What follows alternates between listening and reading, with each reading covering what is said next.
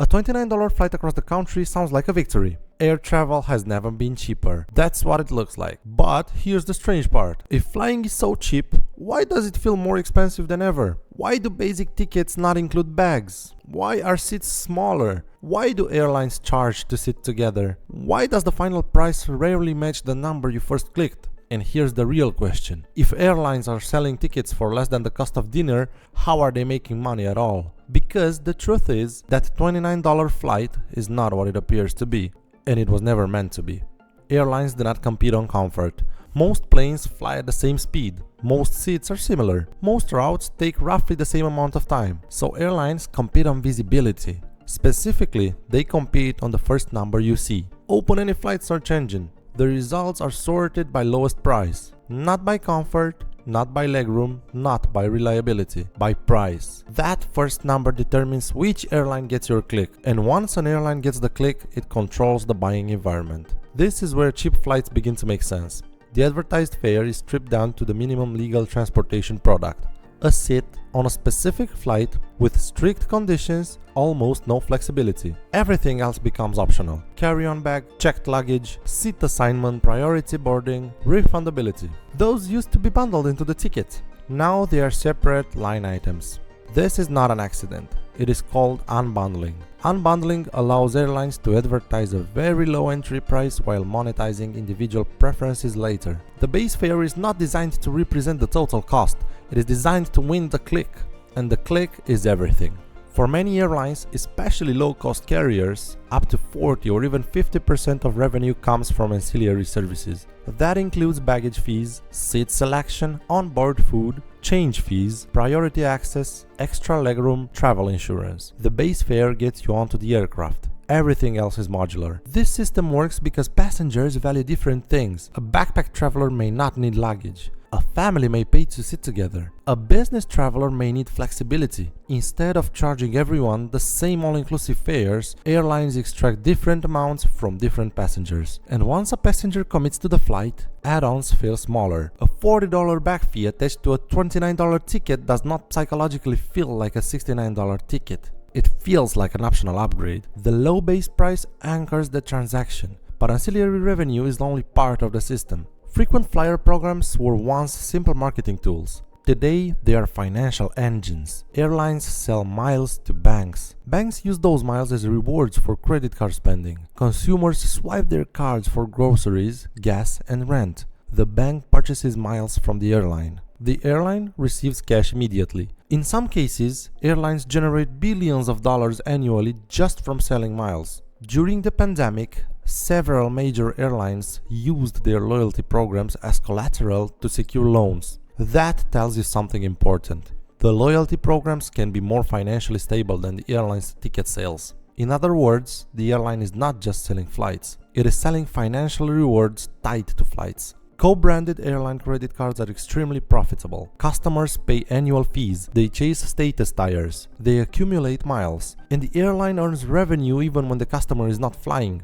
This shifts incentives. The goal is not simply to fill seats. The goal is to keep the customers inside a loyalty ecosystem. Flying becomes one piece of a broader financial relationship. Airlines do not price tickets manually. They use advanced revenue management systems. Every flight is divided into fare buckets. The first few seats might be extremely cheap. Once those sell, the next tire becomes available at a slightly higher price. Then higher, then higher. The system monitors time before departure, booking patterns, historical demand, competitor prices, seasonality, day of week, even search behavior. Two passengers on the same flight can pay radically different amounts, because the goal is not fairness, it is maximizing revenue per flight.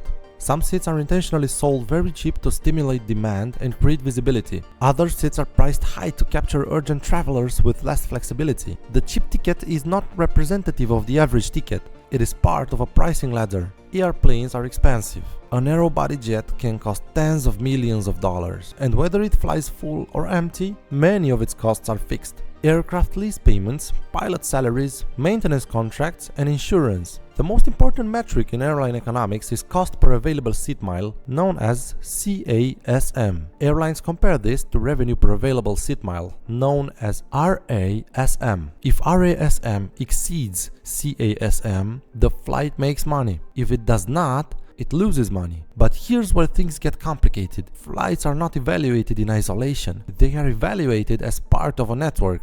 Most major airlines operate hub and spoke systems. Passengers from smaller cities connect through large hubs. A short, cheap flight from a regional airport might not be very profitable by itself, but it feeds passengers into long-haul international routes. Those long-haul flights often generate much higher margins, so the short route can be justified because it supports the network. This means cheap routes are effectively supporting more expensive ones. From the outside, it looks like a bargain. Inside the network, it is strategic positioning. Aircraft utilization is another key factor. Planes only make money when they are in the air, so airlines design schedules to minimize ground time. Low-cost carriers are especially aggressive about this. Fast boarding, fast cleaning, quick turnaround. More hours in the air per day spreads fixed cost across more flights. That allows lower base fares. But even in these models, the cheapest seats are limited. They are designed to stimulate early bookings. Once demand builds, prices rise.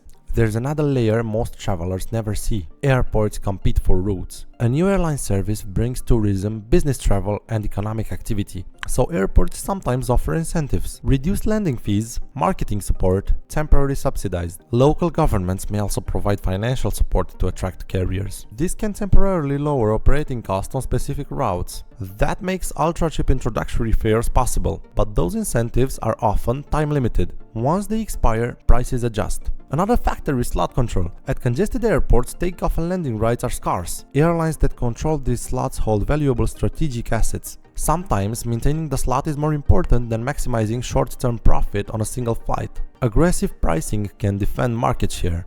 Again, the base ticket price does not always reflect the long-term strategic goal.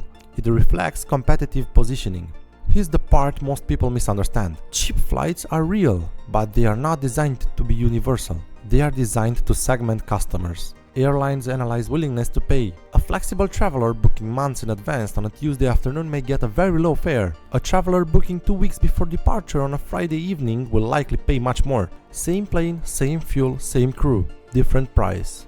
Because airlines are not selling transportation alone. They are selling time sensitivity, flexibility, certainty, and convenience. The visible low fare is a signal. It tells the market that travel is affordable, but the average revenue per passenger is significantly higher than the lowest advertised price. The cheapest seat is often a small fraction of the aircraft. It exists to anchor perception and fill early demand. It is part of a yield optimization strategy, not the business model itself. The biggest misconception is this: airlines are not primarily in the business of selling cheap flights. They are in the business of managing perishable inventory. An empty seat generates zero revenue the moment the plane departs. That creates pressure to sell every seat at the highest possible price each passenger is willing to pay. So airlines fragment the product. They monetize every component, they create pricing ladders, they build financial ecosystems through loyalty programs, they cross-subsidize routes within networks, they use algorithms to adjust constantly. The $29 ticket is not the product,